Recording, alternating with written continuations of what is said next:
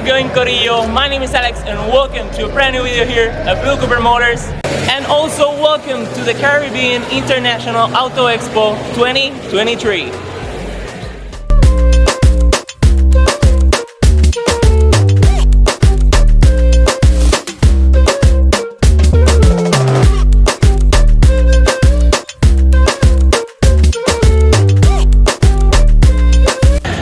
Decided to start this iteration of the Caribbean International AutoExpo in front of my all-time dream car, the R33 GTR. The thing is that it is not only my dream car, it is also in my dream spec. I almost cried actually. That was gonna be out of the video, but I actually almost cried when I saw it because it is the perfect mix of what makes the GTR great and also new stuff like Brembo brakes, the wheels.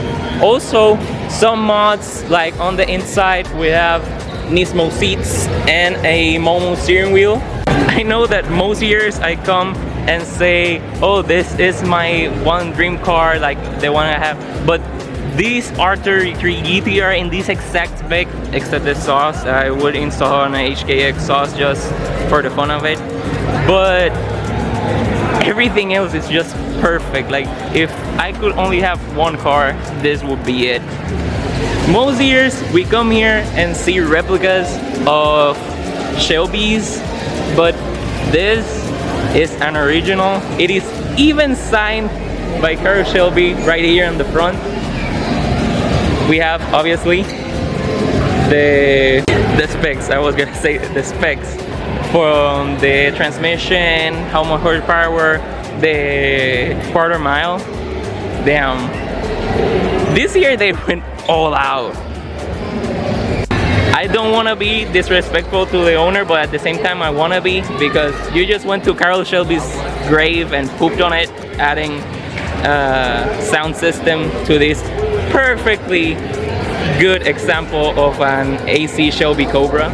At the start of the video we saw the R33 GTR, but behind me I have now the last version of the GTR, the T-Spec R35. Nissan, wanting to make this edition more special, they gave it a styling reminiscing the old Skylines, and also colors to reminisce those cars like the Millennium Jade we have here. And I think the other color it comes in is the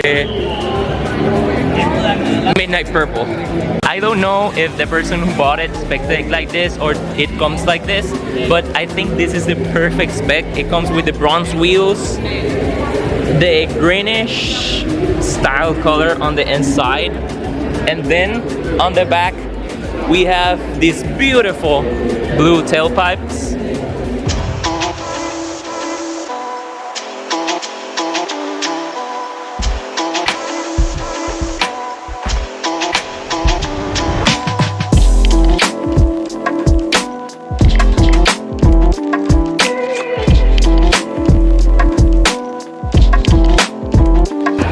Right in front of the entrance we have this Ferrari SF90 with this beautiful color that I hate the camera does not make justice.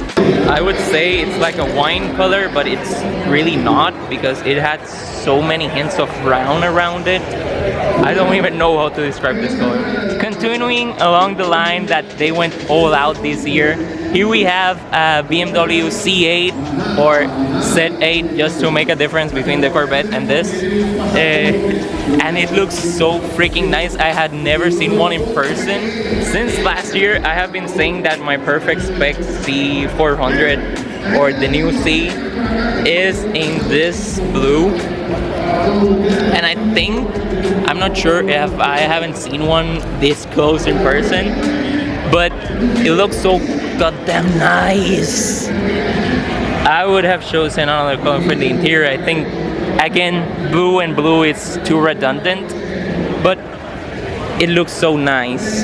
This with the proto wheels, the bronze slash gold wheels, would look so freaking nice. I think this was kind of a canon event for every 2000s kid, but I think you're gonna know that if you watched Are We There Yet? We all wanted the navigator from the movie. Now that I'm older, I know that driving huge cars it's kind of a problem. Like, you can find parking space sometimes, but damn, this freaking luxury. I love these seats. I don't know if I can sit right now because we're a show and I don't want any problems. Well, I asked for permission. They said I can sit in it. Damn, these freaking seats are so freaking comfortable. Also, they have so many controls for their seat. I don't know what they're for. Like, it has too many buttons. This is gonna be an unpopular opinion, and I know they're two way different cars, but for the price, I think this will win me over rather than an Urus or a DBX. Like, damn, this feeling of comfortability. I don't even have words to explain. My dad and I have this ongoing discussion on which of the last two generations of the Corvette looks better, either the C7 or the C8 down there. Right now we're standing in front of a C7 C06 because he likes the styling on this better than the CR1. This debate is more based on looks rather than performance, but what do you think about the C8? Look like a fake Ferrari. I love filling these videos with unpopular opinions, but I think that the Ferrari 488 like this, the one that's not the Pista or anything, like the base one, is the ugliest modern Ferrari there is. You are crazy. It is one of the ugliest supercars, you have to admit. I think that I have made it clear throughout all the videos of shows like this I have made that this style of Porsche is my favorite retro supercar. Also, I have made it clear that I would add newer stuff to it, but the interior in this one is so freaking nice.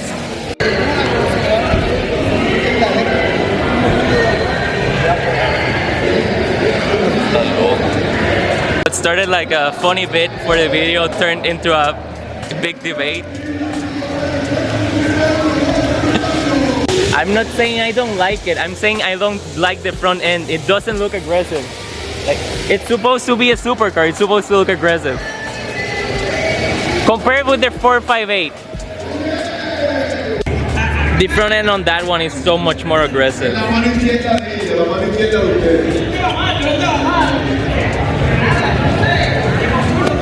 This is the first time we're seeing the new NSX, and my dad has made it clear he's a Ferrari lover, but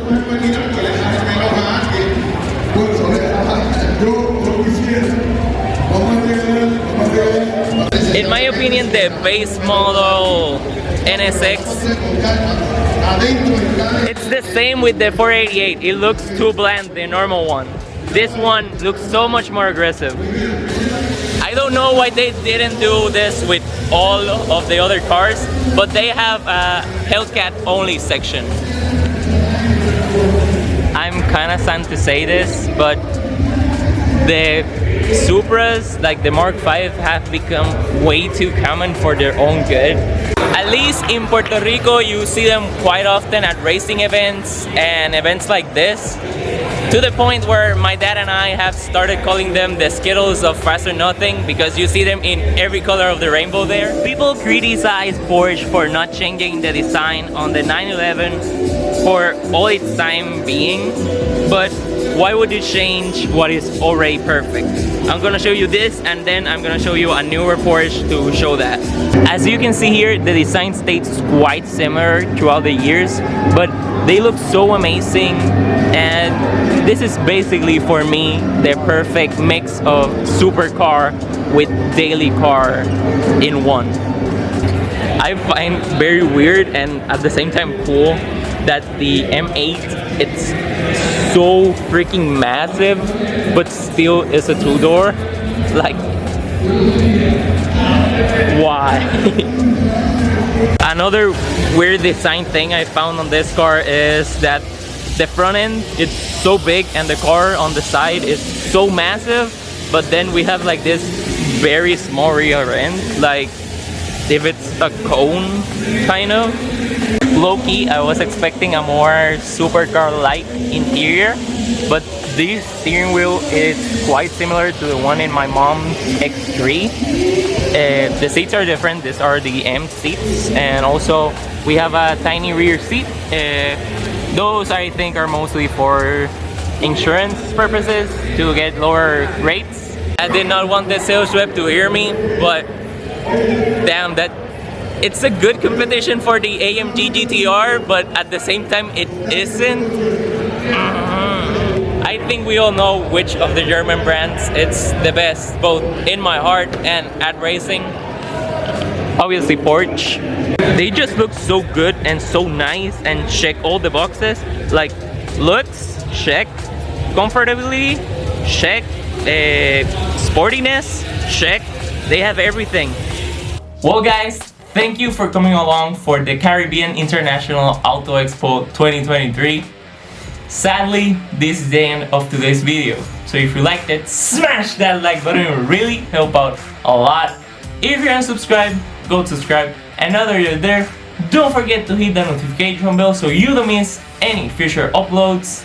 Right here, I'm gonna leave you a link to another video that YouTube will recommend you. And down here, a link so you can subscribe way more easily. And yeah, that's all. So see you next time.